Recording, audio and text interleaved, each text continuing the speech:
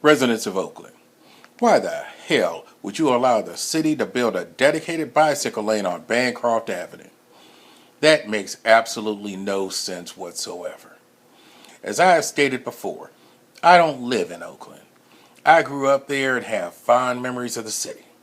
And when I came back to the city last week for a visit, I saw that you residents allowed the city to put its knee on your neck, especially you people of color, in the same way that Derek Chauvin put his knee on George Floyd's neck.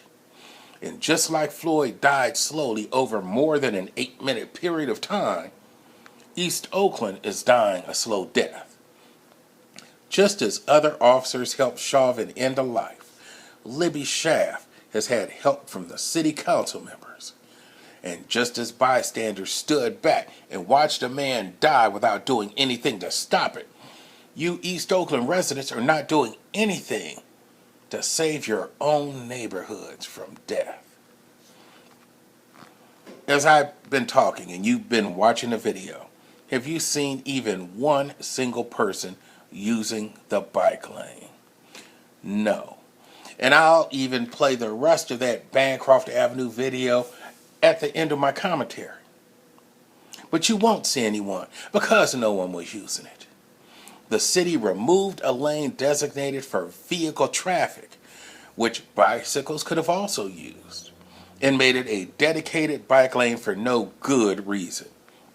The reason that Teresa Peterson gave is that between Havens Court and 98th, Bancroft was a high injury corridor. Now, that's a convenient excuse. And I say was, I haven't seen any recent reports. But let's peel back the layers of this onion a bit. In 2007, the City Council unveiled their master plan, which said in part, Oakland will be a city where bicycling is fully integrated into daily life, providing transportation and recreation that are both safe and convenient. Then 7 years later, Teresa just discovers that Bancroft is a high injury corridor and decides to start making plans to put a bike lane on Bancroft, which is a predominantly black and brown neighborhood. So now it takes you twice as long to get somewhere because you have half as many lanes available for your car to travel. And then you've got an unused bike lane sitting up there not gathering dust, but just getting dirty. What you should be seeing now is traffic along MacArthur Boulevard. I believe I saw only one cyclist, and he appeared to be white. Now, please note that in this white/Asian area of the city, there is no dedicated bike lane creating traffic congestion. There's a lane for bicycles and cars to share. And these two situations with Bancroft Avenue and MacArthur Boulevard, that shows your racial inequity. Now, what the city council will tell you is that their Let's Bike Oakland plan from 2019, which revisited that initial plan from 2007, the Let's Bike Oakland plan had input from 3,500 members of the community.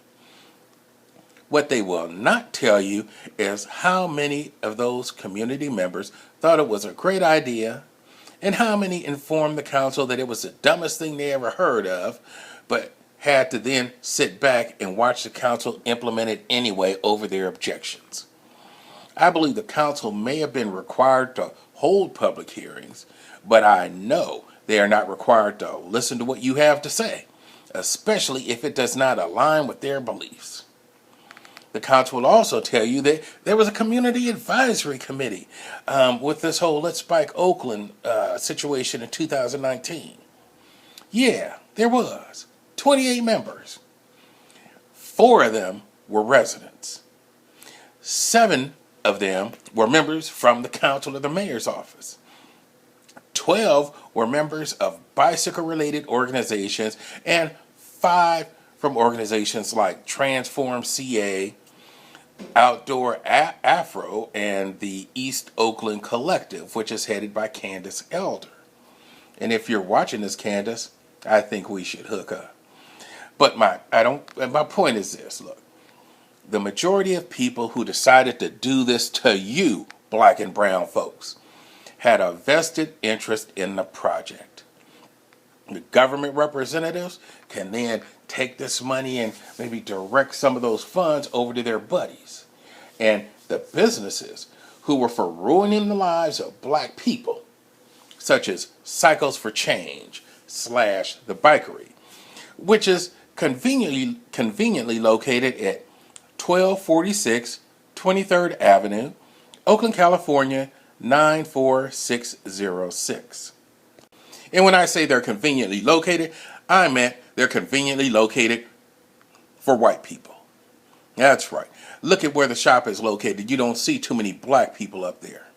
Perhaps you should see more as they go and protest the Cycles for Change, advocating putting bike lanes in their neighborhoods where it does not get used. You see, residents of East Oakland, that is not constipation that you are suffering from. It is impossible to excrete feces from your bowels when you're taking it up the rectum. Dedicated bike lanes should have only been installed in areas where residents would make use of them. I did not see one single black person using a bike lane the entire time I was there. All users were white. So requiring avenues and boulevards in black neighborhoods to sacrifice a lane of vehicle traffic for non-existent bike riders is like the government forcing homeowners to have a 12-foot by 8-foot by 10-foot air conditioner in their home when they live in Alaska.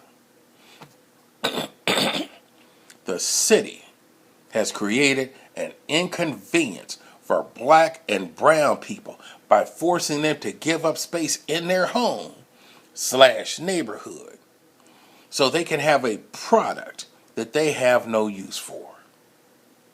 You know, I'm liking you city council members less and less.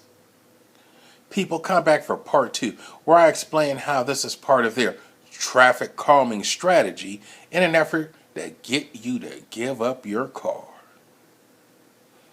I'll see you then.